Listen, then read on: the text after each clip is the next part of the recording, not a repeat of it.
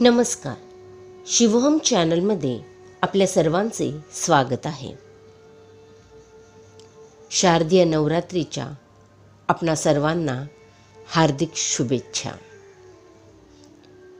आजपासून अश्विन नवरात्रीला प्रारंभ झाला आहे. त्यानिमित्ताने आपण आई भगवती मातेला स्मरून संकल्प म्हणजे काय, त्याचे महत्त्व आणि त्याचसोबत नवरात्र म्हणजे काय हे जाणून घेणार आहोत. आणि उद्यापासून 3 दिवस दुर्गा सप्तशतीबद्दल जाणणार आहोत. त्यानंतर भवानी मातेच्या आशीर्वादाने श्री विद्या चिद्विलास ही मालिका पुढे सुरू करणार आहोत. या सर्वाचे लेखन केलेले आहे आपल्या बोकील काकांनीच. तेव्हा आजचे विषय आहेत संकल्प आणि नवरात्र.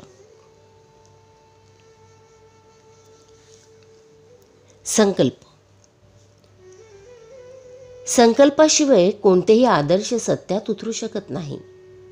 फक्त विचार करणे हे पाण्याच्या बुडबुड्यासारखे असते. फक्त विचार म्हणजे मनोराज्य. असे विचारवंत लोक फार तर उत्कृष्ट कवी बनतील, पण संकल्पपूर्वक असे विचार नियोजनपूर्वक कृतीत उतरणारा एखादाच नेता बनू शकतो.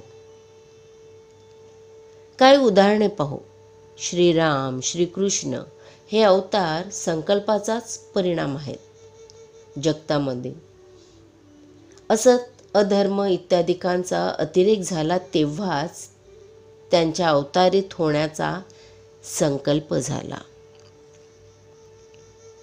भगवान श्रीकृष्ण सुद्धा संकल्प करून गेलेत. यदा यदा हि धर्मस्य ग्लानिर्भवति भारत अभ्युत्थानम् अधर्मस्य तदात्मानं सुजाम्यहम्. शिवपार्वतीची पूजा आम्ही का करतो?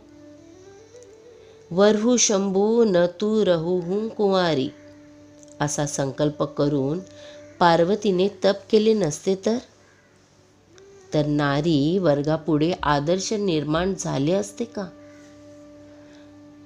आज सुद्धा अधर्माच्या शतशत सहस्त्रो भुजा दिसतात. धर्माच्या मात्र काही मोजक्याच दिसतात. तथापि याच मोजक्या भुजांमध्ये अतुलनीय अशा संकल्प बळाचे तप्त रुधिर कार्यरत आहे. ते सत असल्यामुळे अधर्माला पुरून उरणार आहे. स्थिताम सत्तेन धरणी सत्तेनैव च वारिधी सत्तेन जलाधारक्ष सत्ते सर्व प्रतिष्ठितम. हेच खरं आहे. आपणही साधक साधिकांनी भीष्म संकल्प करून साधनारत असायला हवं. सत्य अस्मिता यांची मंदिरं बांधायला हवीत. त्यामुळे त्यातूनच अधार्मिक कंस रावण यांचा नाश व्हायला हवा. आपण आपल्या अस्तित्वालाच संकल्पाच्या उष्म्यानं न्हाऊन घालायला हवं. विचारांच्या प्रकाशानं प्रदीप्त करून व्रताच्या पावित्र्यानं अमृत स्नान घालायला हवं. राष्ट्र संस्कृती यासाठी आपण समर्पित व्हायला हवं. आता नवरात्री या विषयावर थोडंसं बघू. एका वर्षात एकूण 4 नवरात्री येतात. चैत्र महिन्यात चैत्र नवरात्री, अश्विन महिन्यात अश्विन नवरात्र, मार्गशीर्ष महिन्यात मार्तंड भैरव नवरात्र आणि पौष महिन्यात शाकांबरी नवरात्र. चैत्र नवरात्र हे चित्रा नाडीशी जोडलेले आहे. ते उत्पन्न करणे. अश्विन नवरात्र घटस्थापना. घट म्हणजे गर्भ. घटाला 9 छिद्रे असतात. ते गर्भाचे पोषण.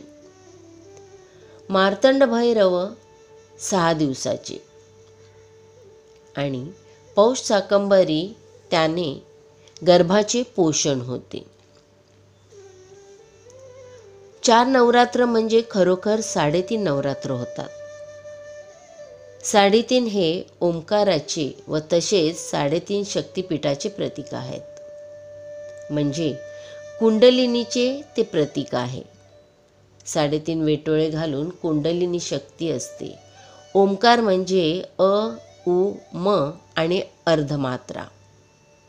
या 3.5 नवरात्रीची उपासना म्हणजे शरीराच्या 9 द्वाराचे तसेच 3 गुणांचे शुद्धीकरण होय. हे शुद्धीकरण झाले की तुम्ही वरच्या अवस्थेत येतात, ती म्हणजे ओंकाराची अर्धमात्रा. चैत्र, अश्विन, शाकंभरी या नवरात्री हे शक्तीचे प्रतीक आहेत. मार्तंड भैरव नवरात्र हे शिवाचे प्रतीक आहे. हे नवरात्र फक्त 6 दिवसाचे असते. म्हणजे शक्तीवरील त्या 3 नवरात्री शुद्ध झाली की शतचक्र भेदन लगेच होते. म्हणजे शक्तीचे शिवाशी मिलन होतो. हा खरा 4 नवरात्री म्हणजे 3.5 नवरात्रीचा अर्थ आहे. आता अश्विन नवरात्रीबद्दल आपण आई दुर्गा मातेचे 9 अवतार बघू. नवरात्र हा आदिमाया आदिशक्ती माता दुर्गेचा जागरोत्सव. तो यासाठीच की या विश्वातील प्रत्येक स्त्री ही तिचा अंश आहे. तिच्यातील असामान्य शक्ती आणि पराक्रमाचा तिला जाणीव करून देणारा हा सण आहे. स्त्री जसं निर्माण करू शकते तसं ती विध्वंसही करू शकते. ही स्त्री रचना क्लिष्ट आहे. एकीकडे कमालीची मानसिक शारीरिक ताकद, बुद्धिमत्ता, चपळता, चाणाक्ष, पण तितकीच ती कोमल, ममतापूर्ण, हळवी, लावण्यवती, कौशल्यवती. आदिकाळात अशाच विदुषी, साध्वी, तपस्वी स्त्रिया हिंदू संस्कृतीत होऊन गेल्या. आजही प्रत्येक क्षेत्रात अग्रेसर आहेत. अशी ही स्त्री देवांनाही न सुटलेलं कोडं आहे.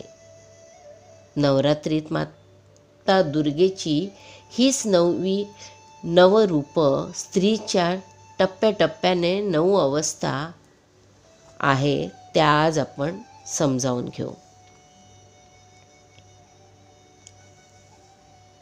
मातेचं पहिलं रूप आहे शैलपुत्रीचं. शैल म्हणजे पर्वत, पुत्री म्हणजे मुलगी, पर्वताची मुलगी असा याचा अर्थ होतो. हे रूप म्हणजे मातेची आणि नुकत्याच जन्मलेल्या बालकाची अवस्था. जसं बालकाला पाहिले त्याच्या आईवडिलांनी नावाने ओळखले जाते, ते मातेचे रूप तिच्या वडिलांच्या नावावरून पडले. ही तिची सर्वात पहिली अवस्था, ज्यामध्ये तिचे फक्त 2 हात आहेत. एका हातात त्रिशूळ आणि दुसऱ्या हातात कमळ आहे. हे त्रिशूळ विध्वंसाचे तर कमळ ममत्वतेचे प्रतीक आहे. मातेचे दुसरे रूप आहे ब्रह्मचारिणी. हिंदू संस्कृतीत बालक जसे मोठे होईल तसे त्याला विद्यार्जन, ज्ञानार्जनासाठी गुरुकुलमध्ये पाठवले जाईल. या काळात शिष्याला ब्रह्मचर्याचे पालन करणं अनिवार्य होते. म्हणजे सर्व सुख नाती सोडून, त्यागून कठीण शिस्तीने शुद्ध आचरण, चारित्र्याचे पालन करावे लागे. फक्त ज्ञानप्राप्ती हे ध्येय. त्याप्रमाणेच मातेचे हे रूप शुद्ध आचरण, पांढरी साडी म्हणजेच निर्मळ चरित्र, एका हातात जपमाळ म्हणजेच ग्रहण केलेल्या विद्येची साधना. दुसऱ्या हातात कमंडलू म्हणजे शक्तीचे प्रतीक आहे. ही विद्या देखील तिचेच रूप आहे. मातेचे तिसरे रूप येते चंद्रघंटा. पहिल्या 2 स्वरूपात मातेचे केवळ 2 हात आहेत, पण यात माता पूर्ण स्वरूप आहे, कारण या स्वरूपात मातेचे 10 हात आहेत. काहींमध्ये शस्त्रास्त्र तर काही हातात कमळ, कमंडलू, माळ अशी आयुध धारण केलेली आहेत. ज्याप्रमाणे शिष्य आपले शिक्षण करून सक्षम होतो, त्याला सर्व ज्ञान प्राप्त होते, तेव्हा तो शिक्षा संपन्न होतो. तसेच माता या अवतारात संपूर्ण रूपात सर्व शक्ती धारण केलेली आहे. हे रूप दर्शविते की माता आता दुष्टांचा संहार आणि सज्जनांचा उद्धार करण्यास सक्षम झाली आहे.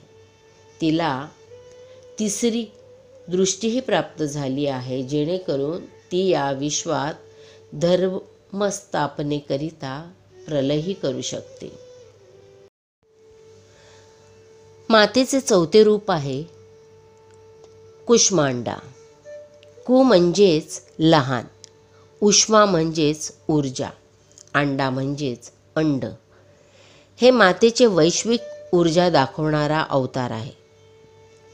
याची गर्भवती महिलांशी आपण तुलना करू शकतो. जेव्हा ब्रह्मांडात काहीच नव्हते, तेव्हा मातेने सृष्टीची रचना केली. तसेच एक गर्भवती स्त्री जीवाला निर्माण करते, जन्म देते. मातेच्या हातात अमृत म्हणजेच मधाचा एक मटका आहे. मटका म्हणजेच डेरा. त्याला गर्भाचेही प्रतीक मानले जाते. म्हणजेच माता नवनिर्माण करू शकते, हे या रूपात दर्शविले आहे. मातेचे 5वे रूप आहे स्कंदमाता. प्रथम अवतारात माता स्वतः पुत्रीच्या स्वरूपात आहे, परंतु माता स्वतः एका पुत्राची आई झाली आहे. स्कंद म्हणजेच कार्तिकेयची माता झाली आहे, म्हणून या अवताराला स्कंदमाता म्हटले गेले आहे. मातेचे हे मातृत्वदायी स्वरूप आहे, म्हणून या अवतारात मातेने कोणतेही शस्त्र धारण केलेले नाही. तिच्या मांडीवर पुत्र कार्तिकेय बसलेले आहेत आणि माता आपल्या पुत्रासमवेत वात्सल्य करीत आहे. मातेचे 6वे रूप आहे कात्यायनी. ह्या अवतारात मातेने महिषासुराचा वध केला होता. जेव्हा एक स्त्री एक आई होते, तेव्हा ती शारीरिक आणि मानसिकरित्या शक्तिशाली होते. बालकाच्या रक्षणार्थ ती सर्व जगताशी लढू शकते.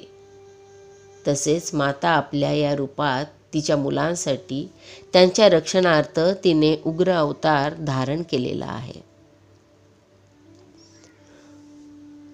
मातेचे 7वे रूप आहे कालरात्री. काल म्हणजेच काळ आणि रात्री म्हणजे गिळून टाकणारी. यात माता काली स्वरूपात भयंकर क्रोधी स्वरूपात आहे. या अवतारात मातेने असुर रक्तबीजाला मारून त्याचे रक्त प्यायले होते. तिचा भयानक क्रोध शांत करण्यासाठी स्वतः भगवान शंकरांना यावे लागले. हे स्वरूप स्त्रीचे भयानक रूप दर्शविते. जर शक्ती ब्रह्मांड रचना करू शकते, तर ती प्रलयही करायची ताकद ठेवते. एकीकडे ती ममतेचा सागर आहे, तर दुसरीकडे भयंकर कालीही होऊ शकते. मातेचे 8वे रूप आहे महागौरी. पंचम अवतारात माता कार्तिकेयची आई झाली होती. त्यानंतर जे 2 अवतार होते ते मातेचे रौद्र रूप होते. म्हणूनच षष्टीनंतर मातेची उपासना तीव्र होते. सप्तमी, अष्टमी, नवमीला उपासनेला अनन्य साधारण महत्त्व आहे. या रूपात माता पूर्ण परिवाराबरोबर दिसते. यात कौटुंबिक जबाबदारीही ती पूर्णपणे निभावताना दिसते. मातेचे 9वे रूप आहे सिद्धिदात्री. सर्वात शेवटचे रूप सिद्धी म्हणजेच पूर्णपणे अनुभवून सिद्ध झालेली दात्री म्हणजेच देणारी. माता या अवतारात पहिल्या 8 अवतारात असलेले अनुभव, ज्ञान, कला, कौशल्य सर्व काही पुढच्या पिढीला देण्यासाठी सज्ज झालेली आहे. जशी आई आपल्या मुलांना चांगले संस्कार, तिला आलेले अनुभवातून ती आपल्या अपत्याला या जगात राहण्यास पात्र करते, सर्व काही शिकवते, तेच माता या अवतारात दर्शविते. हे स्वरूप देवीचे अनंत स्वरूप आहे. देवी या स्वरूपात सर्व भक्तांचे कल्याण करते, मागेल तो वर देते, सर्व इच्छा पूर्ती करते. अशी ही देवीची 9 रूपं स्त्री उत्क्रांती दाखवतात. ही रूपं म्हणजेच प्रत्येक स्त्रीचे जीवन होय. आई शक्ती मातेला तिच्या या शक्ती अंशाचे साष्टांग दंडवत. आई भवानी मातेचा उदो उदो. धन्यवाद.